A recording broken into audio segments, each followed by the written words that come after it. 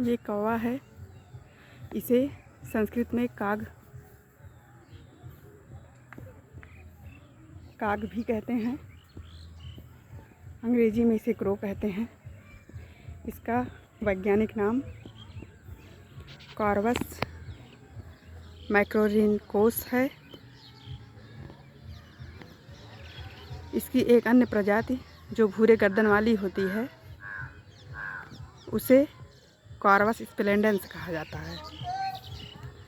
प्रसिद्ध पक्षी वैज्ञानिक सलीम अली ने अपनी हैंडबुक में भारत में 2 प्रकार के कौवे पक्षियों का उल्लेख किया है, जिसमें एक ये पूरी तरह से काला कौवा कॉर्वस मैक्रोरिकोन्स पहाड़ी कौवा जिसे उन्होंने माना है, और भूरे गर्दन वाला कौवा जिसे उन्होंने घरेलू कौवा माना है, और उसका नाम कॉर्वस स्प्लेंडेंस है। ये कौवे हमारी प्रकृति के सबसे बड़े सफाई कर्मी हैं। हमारी प्रकृति की समस्त सफाई करने का उत्तरदायित्व अब इन पर ही है, क्योंकि मनुष्यों की विकास की दौड़, जंगलों की कटान में चील और गिद्ध तो अब पूरी तरह से विलुप्त हो चुके हैं। तो इन बेचारे कौवों पर ही पूरी तरीके से संपूर्ण पर्यावरण की सफाई का भार है। इन्हें सबसे बड़ा अपमार्जक भी कहते हैं।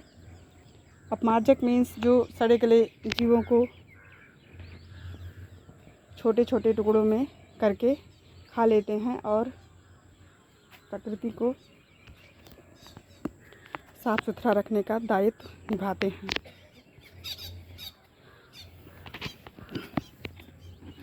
कौवों के लिए हर छत पे, हर आंगन में, हर अहाते में, हर प्रांगण में और अन्य पक्षियों के लिए भी पानी अवश्य ही रखा जाना चाहिए।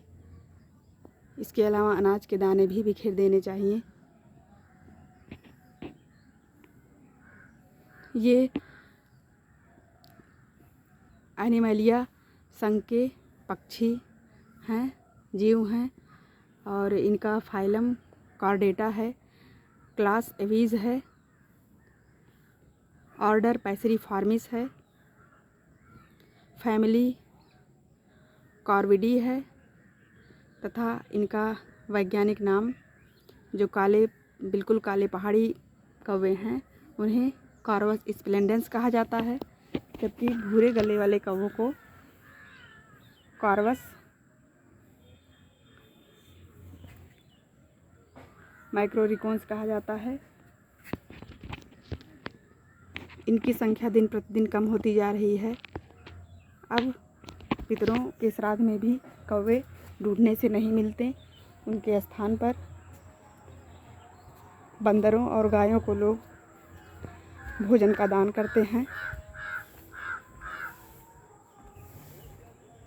इनकी संख्या भी अन्य पक्षियों की ही तरह कम होती जा रही है, इसलिए इनके संरक्षण पर विशेष ध्यान देना चाहिए। इनके 2 पिछले के पैर जो हैं वो चलने के काम आते हैं और पेड़ों की टहनियों को जकड़ लेते हैं, जबकि आगे के जो पैर हैं वो पंखों में रूपांतरित रहते हैं। इनकी चोंच बहुत मजबूत होती है जो अपने शिकार को जकड़ लेती है। ये लगभग कबूतर के ही आकार के होते हैं। ये अंटार्कटिका और दक्षिणी अमेरिका के अतिरिक्त संपूर्ण भारत में पाए जाते हैं। इनके महत्व का वर्णन कालिदास जी ने रामचरितमानस में एक अमर काकभुसुंडी चरित्र की रचना करके की है। योग वशिष्ठ में भी काकभुसुंडी शब्द का वर्णन है। इन्हें भारत में संदेशवाहक माना जाता है और कई प्रकार के शुभ अशुभ संकेतों को देने वाला भी माना जाता है। सिर पर बैठना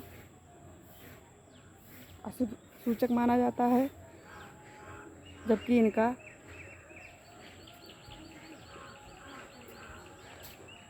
सुबह सुबह काँव काँव करना मेहमानों के आगमन का भी सूचक होता है। हमारे पर्यावरण के लिए ये बहुत ही अच्छे पक्षी हैं। और भूरे गले वाला कौवा, जो कि घरेलू कौवा कहा जाता है, वो फसलों को नुकसान करने में ज़्यादा आगे होते हैं, जबकि पहाड़ी कौवे ऐसा कम करते हैं। मैं जिस क्षेत्र में हूँ वहाँ तो पहाड़ी कौवे बिल्कुल काले रंग के कौवे ही नज़र आते हैं।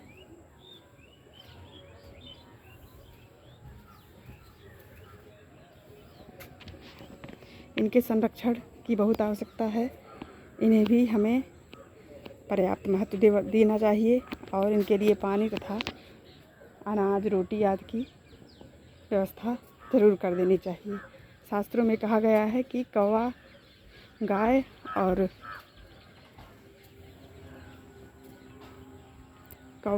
और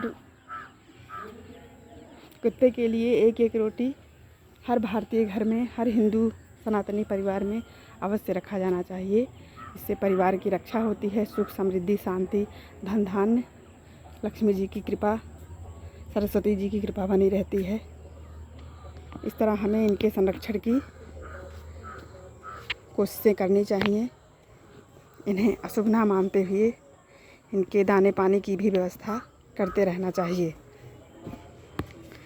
मेरा वीडियो देखने के लिए आप सभी का बहुत बहुत धन्यवाद। मेरे चैनल को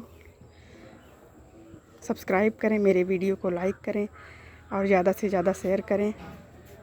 ऐसी ही रोचक, महत्वपूर्ण जानकारियों को प्राप्त करने के लिए मेरे चैनल AVS नॉलेज कॉर्नर पर लगातार बने रहें। आपको मैं और भी अन्य पक्षियों के बारे में जानकारी देती रहूँगी। पक्षियों, जीव जंतुओं, पेड़ पौधों के बारे में, उनकी अहमियत के बारे में। धन्यवाद।